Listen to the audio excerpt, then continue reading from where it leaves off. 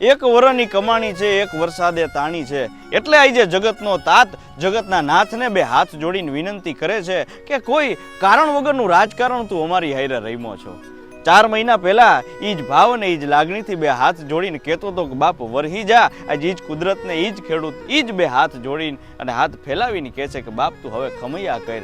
તો ભાઈ કુદરત છે એ પરિસ્થિતિ, સમય અને સંજોગ ગમે ત્યારે ફેરવી નાખે છે. પણ આ દેશની ઉપર, આ ધરતીની ઉપર માત્ર ને માત્ર કોઈ સહન કરી શકે ને તો એ ખેડૂત છે. કારણ કે મનની મનમાં જણાય એ આમ બધાને કહેવા જાય તો કેમ થાય, તોય દાંત કાઢતા કાઢતા એ કહેતા હોય ને. કારણ કે આખા વરનો જે આ મોલ છે ને એના કંઈક મૂલ લેવા માટે થઈ આગળના ઘરના જે કંઈ પણ આયોજન છે એ પૂરા કરવા માટે થઈને ખેડૂત મહેનત કરતો હોય. પણ એક વરસાદ આવે ને ત્યાં બધી પથારી ફેરવી નાખે. એટલે કુદરતથી મોટું કદાચ આ દુનિયામાં કોઈ હોઈ ન શકે.